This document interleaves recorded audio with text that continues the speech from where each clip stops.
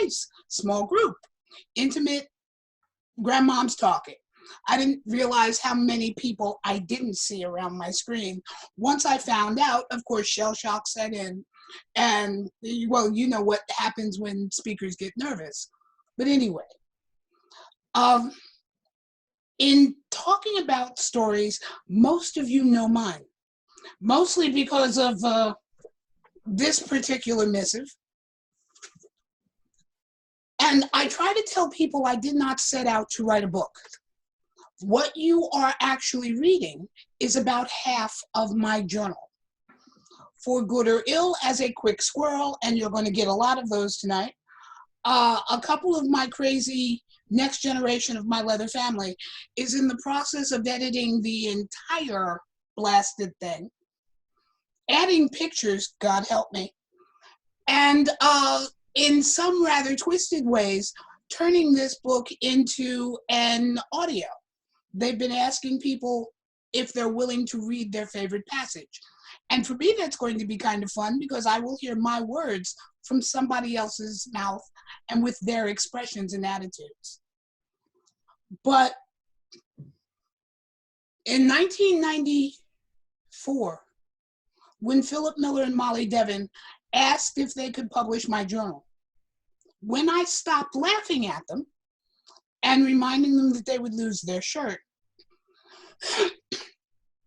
I also said that I wrote the damn thing and I wouldn't read it, mostly because I think journals and diaries are boring. The incidents that you read about tend to be unique to the person who wrote them. And the backstory that creates the entry isn't seen or heard because it's either a journal or a diary. The story that goes with the story that is written is all running around in the writer's head. When I went back through this and realized that my mind filled in the blanks, it became a little problematic for me because none of the people who read this would be able to know what was going on in my brain. So after Utah, I got a lot of questions about the journal and could I fill in some of the blanks about certain passages. A lot of them erotic, a lot of them historic, far more of them erotic than historic, but hey. And was asked whether or not I would do something to create a library channel to tell one or two of the passages and then tell the stories behind them. So you all are going to be my test subjects for 3 different journal entries, and you're going to get to hear what was happening around them. So, making sure that I can see my own bad handwriting.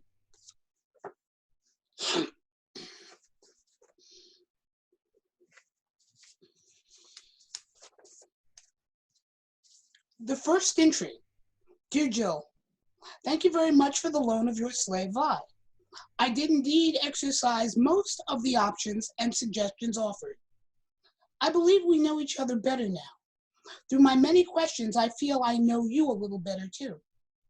I found Vi, so far, to be a model slave and I had no cause to evoke punishment. I'm sure that will change eventually. 12/12/1980, Friday.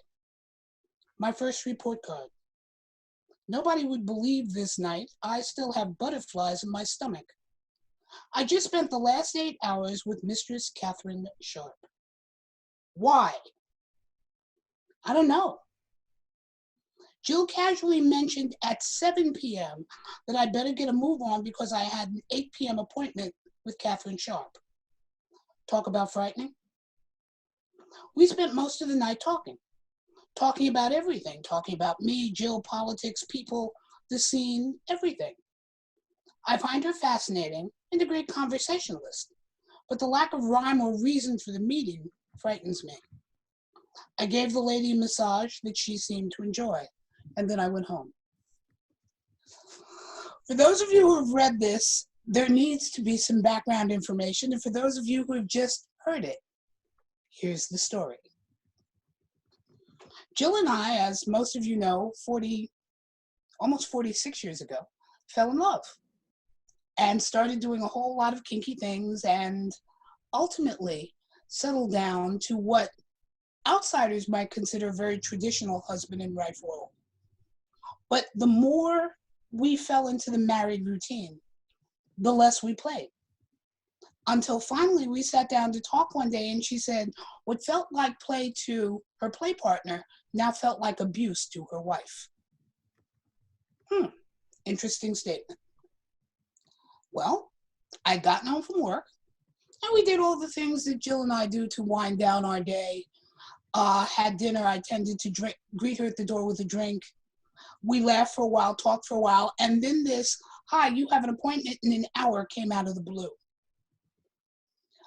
Took a quick shower, changed clothes. She quite literally tied a red ribbon around my neck. Now, this is pre-AIDS, so the red ribbon had no meaning. Looked like a big Christmas bow. Put a note in my teeth where I was told to leave it. Gave me an address, told me at 8 o'clock I was to ring the doorbell and stand there. I did. To love, to obey, to serve. At 8 o'clock, as I was counting down on my watch, I rang the doorbell. A woman opened the door, took the note out of my teeth, and read it. She looked up at me and asked whether or not I knew what was in the note, and I said no. She invited me to come in, and the rest of it is as you saw it, or heard it, I should say. She gave me a tour of her house, and we sat and spent the evening talking about everything. When I got home, Jill was already in bed and sound asleep, and I was up all night trying to figure out what just happened. And by the next day, I was trying to figure out not just what just happened, but why it happened. Now, this kind of encounter went on for 3 or 4 more times as Jill, Catherine, and I got to know each other. Jill's way of solving the problem of wifely love and abuse versus playmate love and fun was to find someone she trusted and then make me a gift, which is ultimately what happened. I became a gift to Catherine. Ultimately, the 3 of us ended up buying a house together. Some of that, if any of you are old enough to remember Contact Magazine's Corporal Publishing Empire, Janet Griner's Publishing Empire, and an awful lot of kinky SM movies. The house that we built together became the foundation for a lot of those movies, a lot of the pictures that were taken for those magazines of the early 80s, and an awful lot of really awesome kinky parties.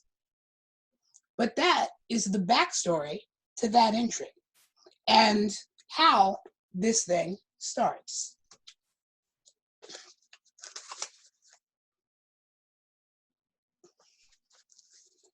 Now, that was owner number 1, taking Jill out of the equation entirely because Jill is, was, and always will be.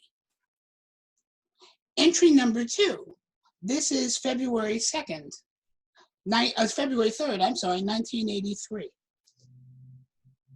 Madam, it's a sweet smell, the owner of burning flesh. The aroma is not entirely unpleasant. The skin makes a sizzling sound as the iron connects, not unlike frying bacon or an egg, just as it drops onto a hot griddle. I watched your every move today. The fact that you forced me to was one reason. The fact that I was fascinated, another. I was by your side when you brought out the white cotton towel. It has to be cotton, you told me. I was just inches away from the stove when you lit it, placed the insignia that would forever mark me yours in the center of the blue glass frame. You picked up the brand by its handle, checked the color, and pressed it into the towel for the count of 2.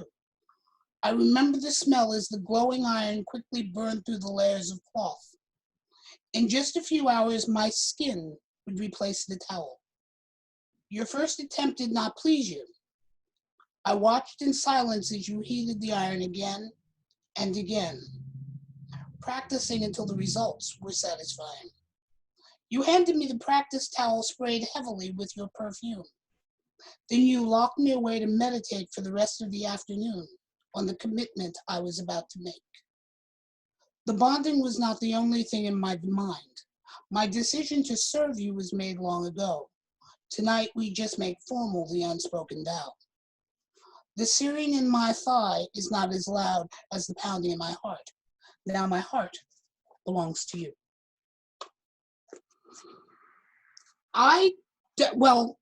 In '83, the concept of a slave being branded was not just a radical step, it was a step that wasn't taken that often. But this is also going back almost 30 years. And the piercers and body modification specialists that we have now weren't really around then. But Nan wanted to have me branded. Whoops, slip of the tongue. Jean wanted to have me branded. And so finding someone who actually knew how to do this was a bit of a puzzle. Well, there weren't a lot of people in the tribe who had a clue how to actually brand someone. But for those of you who are familiar with Black Greeks, the fraternity Omega Psi Phi brands all of their pledges, and they have for decades. So I called a cousin of mine who was a Q, as they're known, an Omega, and he gave my mistress branding lessons. That was an interesting position to be in, if you can imagine that I have a family member teaching my mistress how to apply a hot brand to my body. But the way the Qs do it is to practice on a white cotton towel because of the way it burns. And it burns very similar to the amount of heat needed on human skin. So after the brand had been made, which by the way was a high heel, I watched her practice and practice and practice. I was fascinated, horrified, and scared to death all at the same time. There were 1,000 questions that were running through my mind. Was it going to hurt? What would it look like? Would it heal properly? Black skin has a tendency to keloid. Would I keloid? Would I not? Would I embarrass myself with a sound that was unbecoming a slave? And so on. A special little apartment had been rented for the party, and there were about 10 people there to watch this branding happen. The ritual repeated itself over again. And that hot iron was applied to my right thigh. For those of you who have ever read any of the Gore series, a Kajira is branded on her right thigh, and that's where the mark was. It happened so fast, to be quite honest, I didn't have time to scream. Let me back up. The pain is less remembered than the smell. Now, if you have ever watched a branding and that scent comes wafting by your nose, that's one thing. When you know that the scent that's reaching your nose is your skin, that's a very different memory. And far more than the pain, it is the scent that I remember. And believe it or not, it's not all that unpleasant. That's entry 2.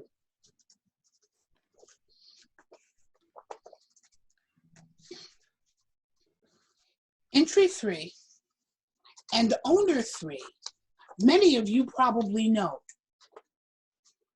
When this book was published, we weren't talking to each other.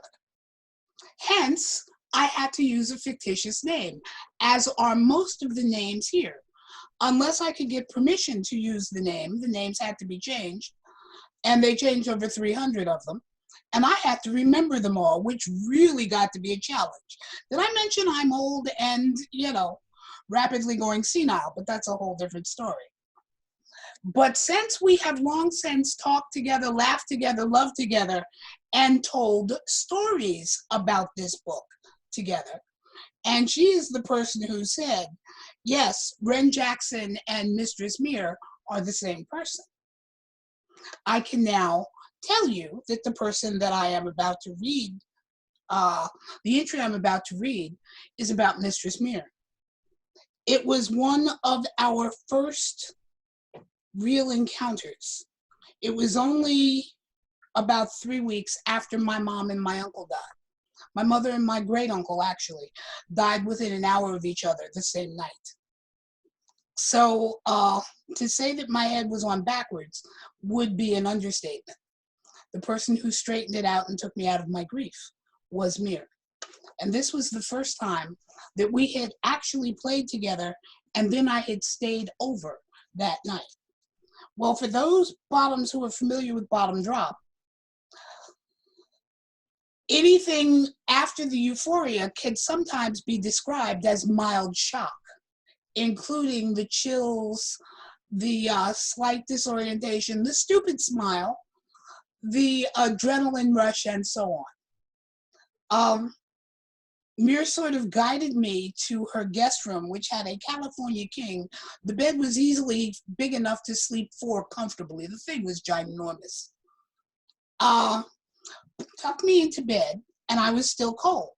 So she brought out something very special for me to sleep under, right after she chained me to the bed. 1:23, Saturday. My senses tell me that I'm dreaming. My mind knows I'm awake. What I'm experiencing now only happens in my fantasies. The warm rounded steel restraining wrist and ankle is deliciously real. In the blackness of this room, in the huge expanse of this bed, I can sense you. Mixed with the aroma of night is the sweet scent of perfume and pheromone. The intoxicating mix makes me question my sanity. No, it's just my senses I'm unsure of. Against the nakedness, the fur of your coat protects me from the room's cool air. It tickles my nose and sends the essence of you straight to my brain. If you could permeate the fibers of this coat any more, you and the fur would be one. The fiber of this coat was long ago sacrificed to keep you beautiful, and now to keep me warm. How do you expect me to sleep like this? The hiatus that bind me in this fetal position seem to have encased my mind as well. The blackness of this room is almost womb-like. All my senses are in your control, and it sets my mind reeling. Oh, calm down. Your clit's throbbing faster than your heart is beating, or your head is running. I pray that there is an eternity till morning. I pray that you can't find the keys to these cuffs. I pray that I stay wrapped in your fur until hell freezes over. I can't get the images of you out of my head. Oh, just shut your eyes and go to sleep, you fool. I see images of you where I know they don't exist. I can feel your hands attaching my collar. Oh, will you stop? Ren is sleeping 2 rooms over. You have unknowingly programmed me to exotic and erotic thoughts of you. Sweet dreams are made of this.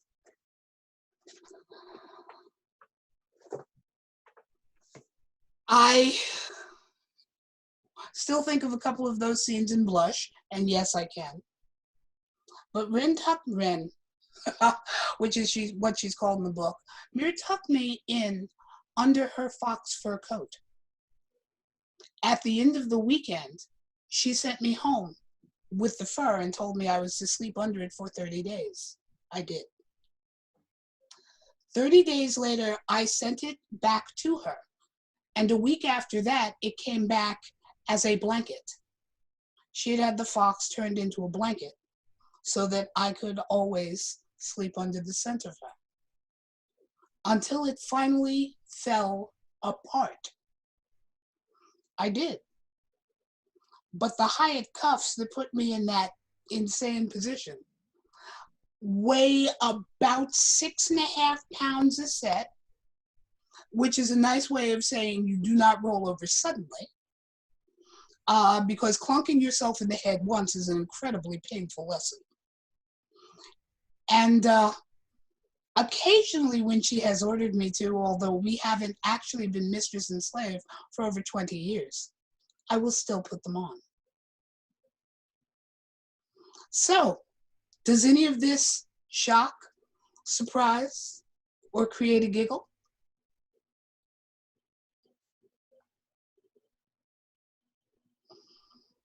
Toni, what do you think? I think this is phenomenal. I remember reading this the very first time, and the second time, and the third time. Let's open it up for questions for folks. That was beautiful, Vi. Thank you. I'm looking at all the comments, and people are loving that they're hearing this in your voice with your story, and giving the context and the background to the words that they've read. Some of us many times. Any questions? I mean, I could open it up, but there's 90 of us, and that could be chaos. It's easier if you write in the chat a question, and I'll read it off to Mama Vi. Somebody says, it makes me miss the dynamics of the slash, Vi. Others are just loving this story. How did the fox blanket get destroyed, Vi? Skin, as I ultimately had to learn, hide, has to be taken care of very, very differently, which is why women actually don't wear furs year-round, not just because of the heat, but because ultimately they begin to degenerate. And she had the coat spread open, lined, and then sent back with her. They made actually a lining of the coat and added to it. But I slept under it 365 days a year for years. Eventually, thread just wore out. And the hide, ultimately, even though it absorbed the oils from my body, also finally just gave out. And it got a little more tattered than I could continue to use as a blanket. Great. Somebody else asked, Vi, tell us the reaction of your Q family member. Did he follow up to find out how the branding went? Yes. As a matter of fact, he asked me to take a Polaroid, for those of you who remember what a Polaroid is, of the brand and of my thigh, actually, and the brand, and send them both to him. There were bragging rights for the longest time. Someone else writes, do you still have the wolf, right? Yes. My wolf, I sleep, actually, for those of you who, well, most of you wouldn't, for those of you who have ever been in my home, know that I sleep under two dream spirit animals. I sleep under the hide of a buffalo and the hide of a wolf. And I learned to keep them above the covers, not against my skin. Is journaling still something that you do, Vi? Ooh, kinda. I journaled far more regularly up until about 10 years ago. And unfortunately, in some ways, Facebook began to replace that.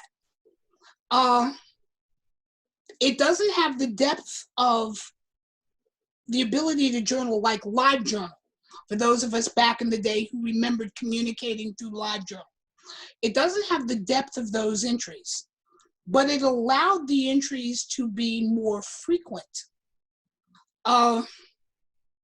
I have bits and pieces of some of the early entries.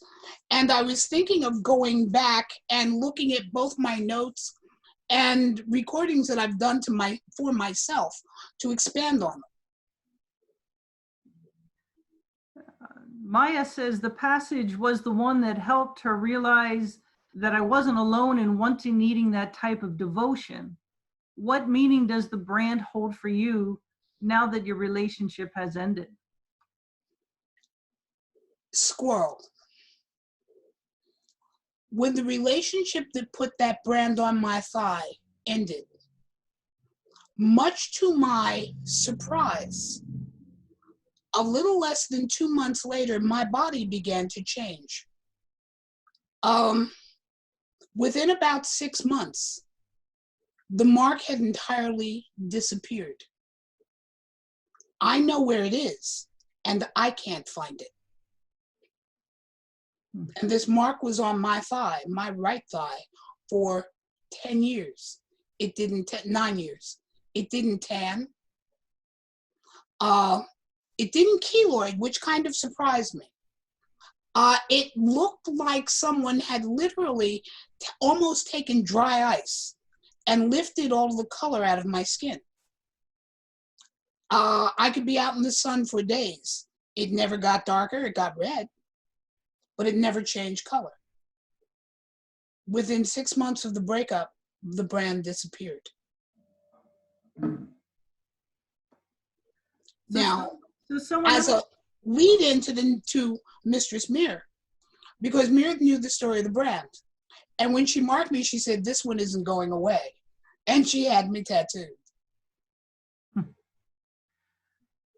So this is a kind of a statement question, Vi. So you were a furry before it was cool? Actually, yes. More years ago than some of you were probably around, the early generations of the NLA had different chapters. One was in Los Angeles. NLA was made famous by an art show that it did for one night only, that had everything from sketches and sculpture to performance art. It was controversial as hell because two of the pieces we were showing were actually Mapplethorpe's. My Jean brought her cage. She was going to do a scene on top of it as a performance piece. I had been up for 2 days straight setting up that show and was told to take a 15-minute break in the cage, which is where I slept half the time anyway. Climbed into the cage and was at rest until a young man whose beast persona looked at me in the cage, and I could tell by looking in his eyes, he was part envious and part jealous. We began to make contact on a level that I had always repressed. Within about 10 minutes, whatever humanity I had was gone. And we were interacting wolf to wolf.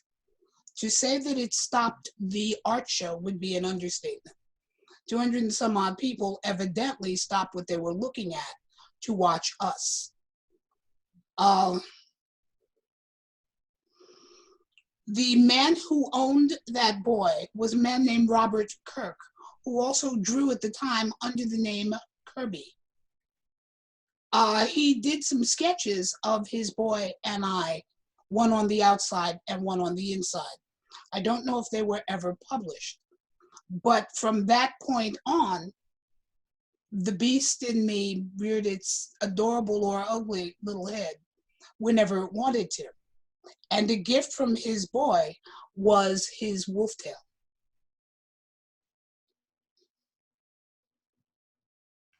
Vi, question. What were you most nervous about putting out there in the first version of your book, putting it all out there? All of it? When Philip Miller and Molly Devon, who owned Mystic Rose Press and were the authors for Screw the Roses, Send Me the Thorns, first talked to me about printing my journal, they knew they pretty much had me by the short hairs when they told me I owed it to history. Because at the time I was serving on the board of the Leather Archives Museum. So they pretty much knew they had me. It never dawned on me that anybody would read it. As I said, I wouldn't. So I wasn't really thinking about it. I mean, we went through all the gyrations. I still have my contract somewhere. I'm probably the only writer in history that has a spanking clause in my contract if I miss the date. With all the work we did, it wasn't real. It came out at Self. The books arrived 3 weeks before Southeast Leather Fest 96. As a matter of fact, the big Master Slave Conference. And it's still, Molly called and said she had rented a suite to premiere the book. Yeah, that's nice. That Tuesday, because we were due to leave, Jill and I were driving down on Thursday. That Tuesday, a box showed up at the door. Doorbell rang, postman delivers this thing, one of the boys brings it upstairs, drops it on the floor at my desk, and it damn near broke the floor. The box was that heavy. And I'm trying to figure out what the heck I could have ordered that would weigh this much. Okay, so I grabbed the scissors, opened the box, pulled open the paper. And as I picked the first book up, everything got real painfully quickly. Because until then, this was just some elaborate daydream. I picked up the first book and I said out loud, "Oh my God, what have I done?" I started shaking and shook all the way through the drive down, the getting ready to do the first reading. As a matter of fact, I was shaking so badly, I couldn't see the pages to read.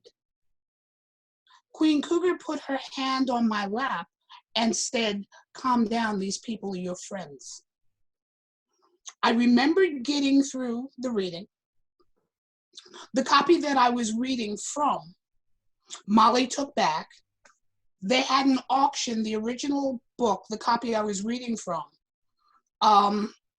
sold at auction to Master Steve Sampson for $500 for the Jack Stice Memorial Travel Fund. I was in shock. I was in shock for most of the weekend. And then by the time I got back, I settled back into, nobody's going to read this thing, calm down. Those of you who know me well know that I am not a betting woman. I bet only in two instances. One, if I don't care if I lose, or two, when I know I'm going to win. So don't bet against me. If I'd taken a bet on that, I would have lost the farm. It's been read by about 35,000 of my closest friends. And there is stuff in there I wouldn't tell my shrink if I had one. There's stuff in there that still pisses Jill off, and it's been 20 years. 25 in some cases, 30 depending on how far back you go. It has been, and still is, the most humbling experience of my life. Philip and Molly were right, and I was dead wrong. They said that while the incidents were unique to me, the emotions were universal. And I guess they are, because I still get emails from different corners of the world asking me to elaborate on some things, or letters from mostly slaves and submissives going, "How did you know I was going through this? Get out of my head or stop writing my life." which is a very long and roundabout way of saying, what was I nervous about, or what part of it? Absolutely none of it. And then all of it. Via question, the journals, were they something that you kept on your own, or was it a protocol of a master that asked you to do that? It was a protocol. Ultimately, my journal became my therapy. But when it started, and this would only make sense for slaves of my era, a slave of my era was not expected to, quote, impose, close quote, their emotions on their owner. If Ed McMahon, for those of you who remember him, rang my doorbell and said, here's $1 million, my tone when I spoke to my owner would be, Madam, I'd like to take you out to dinner. There's something I need to tell you. When my mother became ill, or actually, let me back up. When 2 of my classmates died, and they died pretty much the same week, I had to say to Jean, please excuse me, madam, I've had a tragedy, and I really need to get away from you right now to be alone. There was no modification in tone either way. It's not that we didn't have emotions. We weren't expected to express those to our owner. So the journal became the place where those emotions went. Kind of my Pandora's box in reverse. It began mechanically because I was ordered to, and I was ordered to keep a journal versus a diary. Because a diary is usually day to day. A journal is when something happens that you want to record. And it was figured if I had the time to keep a diary, I was doing something wrong. So I kept the journal when something happened that I found interesting. But as things evolved, and those who have actually read the original journal say they could begin to tell what phase I was in by the tone, that the writing became less mechanical and far more emotional, and less the observer than the participant. And some of them, I write stream of consciousness, which is why I could never be a really good writer. Because what goes on the pages comes straight out of my mouth. It is the way I think it without correction. Because if I actually stopped to correct it, I probably wouldn't write it. So what you are reading is the way it came out. And what started as an exercise for my owners became probably the most important therapy I could ever have had.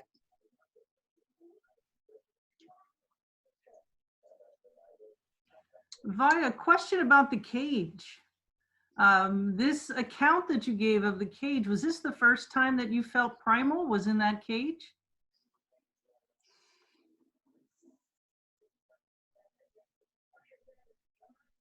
Yes and no. Had those feelings sort of crept up before and, suddenly I felt the urge to growl? Sure. Had it ever really taken me over? That was the first time.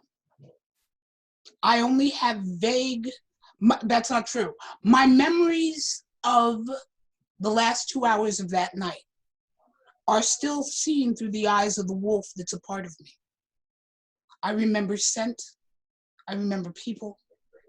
I remember Bob's playfulness. I remember us swatting at each other and playing it with each other. I remember reaching through the cage to nibble on him and him on me. It was the first time the beast took over. Vi, tell us about your choice of scene name versus stage name. You go by Mama Vi. Do you have regrets about that, or conversely, are they points of pride that you use your name, Viola? Back in the day, And please remember, I'm backing up 45 years. This tribe was a whole lot smaller. And it never dawned on us to use what has now become the classic scene name or moniker. Daddy was Jack Jackson. My big brothers were Tom and Jerry McNichol. Pat Bond was the founder of the group I went into. We were who we were. There was no reason to disguise my identity, because the only person whose opinion I cared about knew what I did, and that was my mother. As to the rest of my family, and I come from a biologically very, very big one. You don't like what I'm doing, please don't let the door hit you where the good Lord split you. So it never dawned on me that I had a reason to hide. The name Mama has gotten put in front of Vi. The name Grandmom has been put in front of Vi. And now Gigi, or Great Grand, has been put in front of Vi. And it's the only title that I've ever needed. So I am who I am. The woman who looks back at me in the mirror is very proud of what she sees, bumps, bruises, scars, and all. Vi, I'm going to go off script and I'm going to ask my own question here. I would love to hear if you could tell everybody what Hellfire was. And can you tell us a Hellfire story? Because the ones that I've read in Cowboy Jen's collection have been awesome. And I just don't feel like folks get a chance to experience that kind of thing anymore. Can you tell us what Hellfire is and tell us a story? Oh, the Hellfire Club. New York was an interesting place in the late 70s into the early 80s, but by 82, AIDS had shut down a lot of our clubs. New York had SM nightclubs. If you wanted the ritzy and posh, you went to Club O. It was owned by a lesbian couple, and the carpeting in the playrooms was thick enough for me to literally pick you up and drop you, and all you would do was bounce. Lois, the slave, didn't want slaves' knees, so she designed a play space she would be comfortable in. And it was open Wednesday, Friday, and Saturday, keeping normal bar hours up until about 2. If you wanted something to do on Thursdays, Tuesdays and Thursdays, you went to Chateau 19.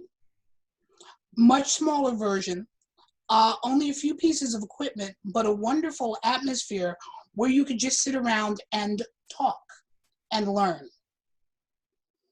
But after the conventional clubs closed, we went wandering off to a little place that you could access from West 9th, that if you didn't know where it was, you would probably miss it. It was an old subway station that had long since been abandoned, shut down. You got through it through, the way you got to a lot of subway stations, down a set of stairs and into an area under a building, classic New York. Hellfire was an old abandoned subway station that had been converted. On a scale of 1 to 10, 10 being as filthy as your little heart could imagine, this was about a 26. I'm convinced that there were viruses on the walls that probably started the plague. A piss room whose tub got cleaned out, I believe, twice a year. Think about that one. It was grimy. It was filthy.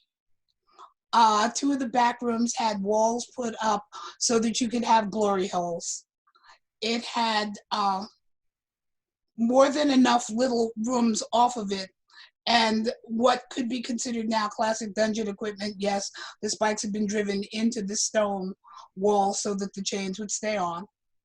There was a small bar when the club first opened that sort of went the way of all flesh because they had trouble with the liquor license, so it was bring your own. One interesting piece in the first room you came into, the front room, that looked like it had originally been set up by a mechanic, the kind of thing you would hoist a motorcycle or a car engine up on, and other pretty much rudimentary play equipment around the various places of Hellfire. The lights were fairly low, except in the main room, where they weren't that bright, but they were brighter than everywhere else. And I felt safer, chained to a pillar naked at Hellfire, than I could ever feel in the police station. The 19th precinct was right down the street. It was home. The play was hot because it was family. We didn't care. We policed ourselves. And believe me when I tell you, while it was edgy and it tiptoed around an awful lot of things, it wasn't truly dangerous because the tops that were there would never have allowed someone to be deliberately hurt. Up until 82, it was pretty much all family because you had to know where you were going to get there. The tourists hadn't found Hellfire yet, and yes, at some point they actually did find us. There was Jill and I left in 84, probably the end of 83, when a tour bus literally pulled up in front of Hellfire because we had suddenly become trendy and the club was on the tour. And about 40 of the polyesters got out, went down the stairs, pays their money, and watched the perverts. The club changed pretty quickly. But until then, it was home.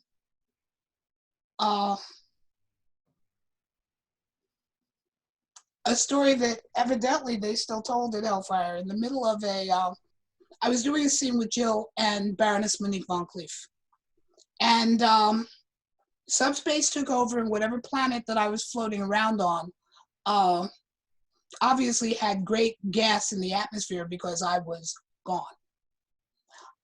I had been attached to this frame, and on one facing me, on the other side of what was about an 8-foot by 8-foot, was a motorcycle, a full Harley, that was about a foot off the floor and was used for scenes. I don't remember much except having a involuntary muscular contraction. And when the contraction stopped, my arms, which should have been up, were down, and the chains that were holding me were on the floor, as was the motorcycle and the entire frame. Such is the power of an orgasm, especially one that's brought on by a really good flogging.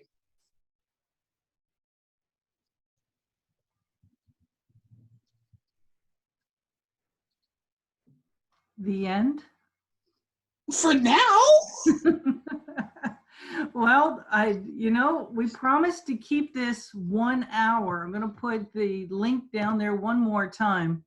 And the reason for that is to keep Vi young and spry and not burn out, right? To do a series of leather bedtime stories. And I am thrilled to say today we did a Zoom lesson with Judy and Jay, and I see Jay's on the call, so I think I can announce this now, that on Friday night, the South Central Women a Drummer is going to host Judy Talwing.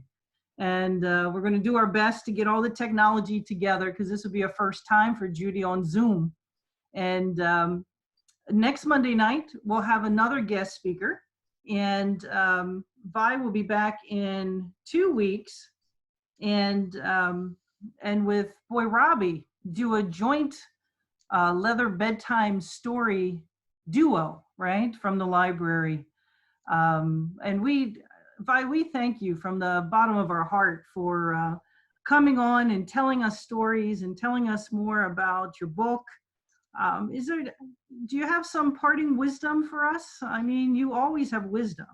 I know Robbie is going to start cringing and run and hide. Because I'm about to embarrass him and throw him under the bus. Most people, when they see Robbie, see him by my side. Yes, he is the wind beneath my wings, and he is the force and the energy that makes the library happen. But very few people know that that boy has a long history in this tribe and has been, I mean, not just a title holder and not just a Miss New Jersey. He holds a Mid-Atlantic Boot Black title.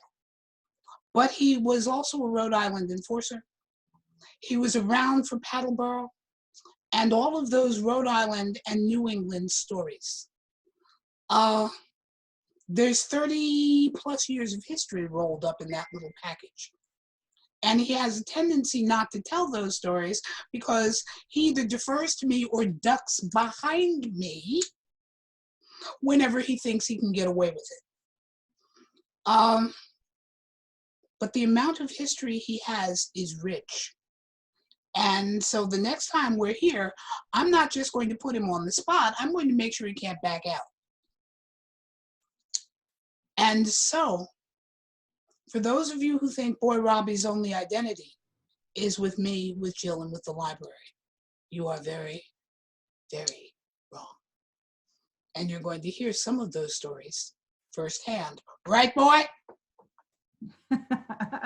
You should see in the chat, Vi, there's like Robbie cheers going. Robbie, Robbie, Robbie, Robbie. We love Robbie, right? So it's all good. It's all good. Yay, Robbie, right? Thank you, Vi. Thank you so much for coming out tonight and talking to us and telling us some stories. You'll be back in 2 weeks. I'm not very good at math, but I'm thinking that somewhere around the 28th or 27th or something like that. On a Monday night during this time.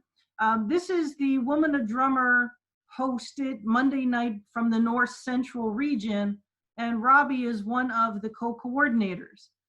Beth Jacobs is the other co-coordinator, and she has been, Vi, I don't know if you know this, she's been interpreting for the deaf and hearing impaired as we've been going through your stories tonight. Beth, thank you. Thank you so much. So we have Beth and Robbie coordinating the North Central, and that's why we have Mama Vi on this call, because you're in our North Central area, and we thank you. So we have a call every night except for Saturdays, usually at 9 o'clock Eastern time. Please take a look. Different nights do different things. From just a chit chat, tomorrow night is the Northeast with Daddy Jason and Boot Black Jess. They're hosting a discussion on sex toys from the Northeast, from Canada.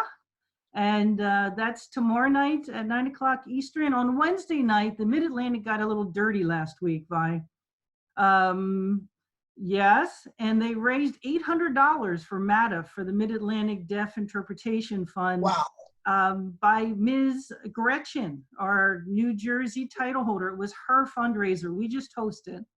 Cool. And the Mid-Atlantic on Wednesday night at 9 is doing a truth or dare. So if you come in the room, you consent. Okay, so if you're really offended, don't come in the room Wednesday night. On Thursday night is Shiloh holds the Southwest Chit Chat. They're going to be telling stories of their favorite piece of leather and sharing. And I saw a whip that's going to be shared. Actually, I think that might be Honey on Friday night has a whip that you gave her that she's going to share at the opening. And then we have Judy Towing on Friday night. Telling leather stories at 9 o'clock Central. And the week always ends in the Northwest, in Oakland, San Francisco. This weekend, we're having another dance party. It's a competition. So if you want to dance around your house and take a video of yourself, we have a competition for the best dance video. The first round was won by Star and Nix. This is the second round winner, will be announced on on Sunday night. So if you have a video, send it in to womanofdrummer@gmail.com. And the dance-off vibe, the champion, hopefully, fingers crossed, will be at Ramblewood at our contest weekend. We're going to have a live dance-off between the first couple and the second winner. You can do it by yourself, or if you're shut in with someone, do the dance with them. But a crazy week ahead. And Vi, you started a great week, and we thank you so much. Thank you all. This has been fun. I guess maybe Toni, you know what we talked about? I guess maybe I will be doing this a tad bit more often, if only to try and make that full book make sense, and before all of the kids embarrass me with what they're about to publish. Okay, sounds fantastic. Thank you, everybody, for coming. I'm going to be turning off the meeting. I hope to see you tomorrow night to talk about sex toys in the Northeast at 9 p.m. You can always find our Zoom address in the event. Thank you all for coming, all 96 of you. Good night.